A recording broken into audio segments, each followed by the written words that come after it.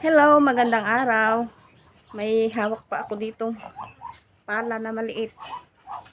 Kasi nga yung manok namin, kasi kaninang umaga nagpakain ako ng mga alaga naming mga manok doon sa may kulungan.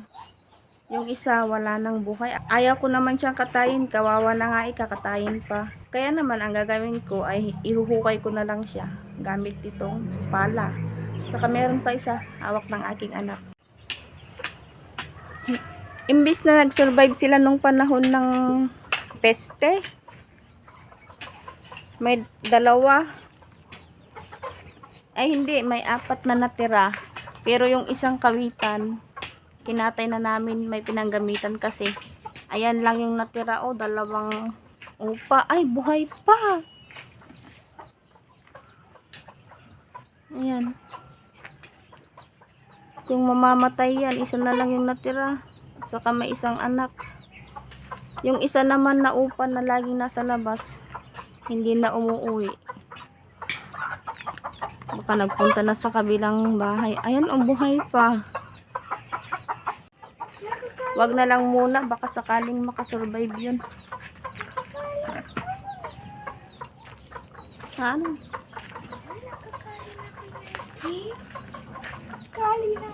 Gaburam ulit.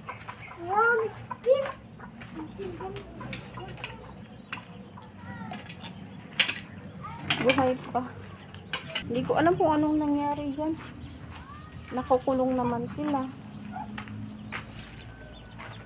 Sublim dagitan. Kaya naman ito na lang mga ragas na natira ang gagawin ko ngayon. Ilipat ko doon sa may likuran namin na hindi masyadong nagagalaw. Ayan, mga natirang mga sisimbang tawag dyan at saka yung mga tiles. Kailangan ko nang tanggalin ang mga yan at dalhin doon sa hindi masyadong nagagalaw. Kasi dito banda,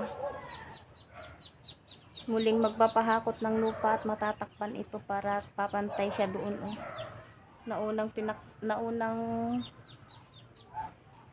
binuhusan namin ng lupa doon sa bandaron. Yan. At saka yung mga kahoy, unti-unting tatanggalin namin yan. Pero sa ngayon, ito muna. Mga tiles at mga tira-tirang sisim.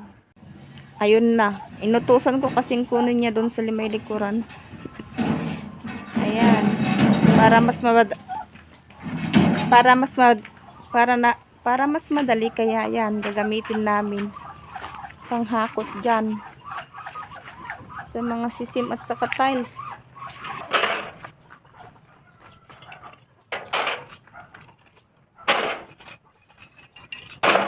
Ibebenta kapag short na sa budget pa. At para madagdagan din. Konti pa lang naman kasi yung ipon ng mga bata dyan na plastic. Saka yung ginagamit sa suka. Soy, ganun.